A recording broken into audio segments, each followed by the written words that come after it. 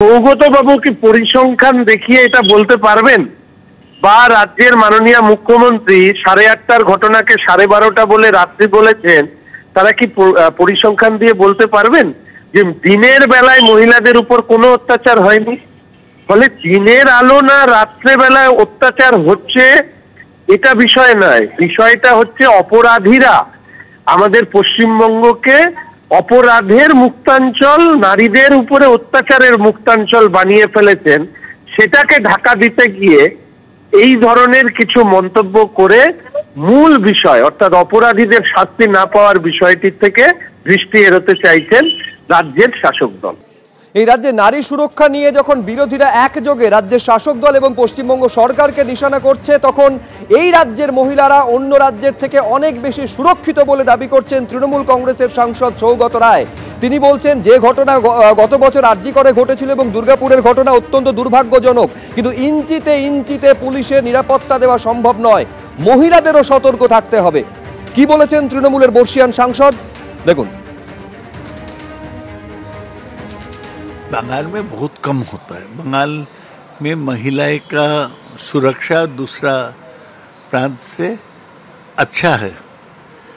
आरजीकर कितने 1 साल हो गया आरजीकर का घटना, और एक ठो घटना हुआ, दोनों ही दुर्भाग्यजनक है, इसको बंद होना चाहिए। लेकिन महिलाओं को भी अपना कॉलेज से इतना रात में निकलना नहीं चाहिए।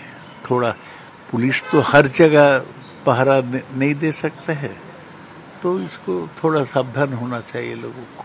हर इंच में तो लोग सुरक्षा नहीं दे सकते हैं, पुलिस तो हर रास्ता पे नहीं हो सकता है। पुलिस एक घटना घटने के बाद कदम उठा सकते हैं, और कोई बड़ा मोड़ हो वहाँ पर थोड़ा सुरक्षा दे सकते। पुलिस तो हर जगह नहीं सुरक्षा दे सकते, तो महिलाओं को भी थोड़ा सावधान होना चाहिए।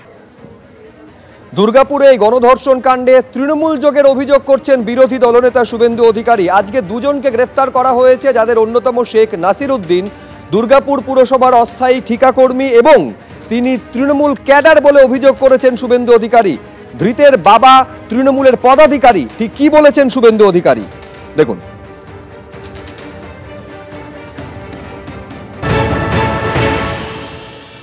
মোট 4 জন গ্রেপ্তার হয়েছে। আজকে যে গ্রেপ্তার হয়েছে নাসির উদ্দিন, তিনি দুর্গাপুর পুর নিগমের অস্থায়ী কর্মী, তৃণমূলের ক্যাডার। ওনার বাবা পার্টির পোর্টফোলিও হোল্ডার। এই ঘটনার সঙ্গে এতদিন তো অনেক তথ্য চলছিল, আজকে আরেকটি নতুন তথ্য যুক্ত হলো যে এই গণধর্ষণের সঙ্গে সরাসরি তৃণমূল কংগ্রেসের পদাধিকারীও যুক্ত। স্বাভাবিকভাবে শাসক যেখানে শোষক, that is our chief minister. It knows everybody. In front of media, এয়ারপোর্টে বেড়াতে যাচ্ছেন, বলছেন যে রাত্রিবেলা বেরোনো ঠিক হচ্ছে না, বলছেন নারী সুরক্ষা নিজেদের বুঝে নিতে হবে। এইরকম এত সাহসী মুখ্যমন্ত্রী, বোল্ড মুখ্যমন্ত্রী পাবেন নাকি কোথাও? কথা বললে তো বলে দেবে আপনাকে লক্ষ্মীর ভান্ডার দিচ্ছে, ওটাও বন্ধ করে দেবো। হুঁশ যার আছে সে মানুষ।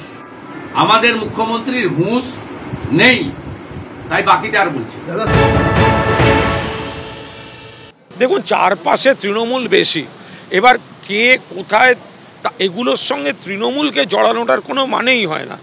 তাহলে এবার বিজেপির আত্মীয়রা কে কোথায় কোন খারাপ কাজ করছে তার দায়িত্ব সমস্ত হবে তো। পুরীর সি বিচে যারা পর্যটকদের ধর্ষণ করলো তারা কোন ধর্মের?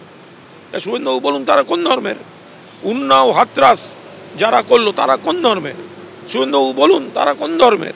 কার বাবা, কার মাস্তুতো ভাই, কার কাকা, মানে কাকার শ্বশুরবাড়ির ছোট শালা, এইগুলো কানেকশন তৈরি করে এনে তৃণমূলের ঘাড়ে চাপানোর কোনো মানে হয় না। তৃণমূল এইসব অসভ্যতামি বাঁদরামি সমর্থন করে না। দুর্গাপুরে গণধর্ষণ কাণ্ডের প্রতিবাদে রাজ্য জুড়ে দিকে দিকে বিরোধীরা নেমেছেন রাস্তায়। আমি শুরুতে কলেজ স্ট্রিটের ছবি আপনাদের সামনে রাখবো, যেখানে আরএসএস এর ছাত্র সংগঠন এবিভিপি তারা রাস্তায় নেমেছে। দেখতে পাচ্ছেন কলেজ স্ট্রিটে একেবারে প্ল্যাকার্ড হাতে এবিভিপি তারা নেমেছে রাস্তায়। দুর্গাপুর পুলিশ তোমার কিসের ভয়? দুর্গাপুর পুলিশ তোমার কিসের ভয়? পুলিশ মন্ত্রী হায় হায়, এই দিকে দিকে ধর্ষণ হচ্ছে কেন? পুলিশ মন্ত্রী জবাবে দাও।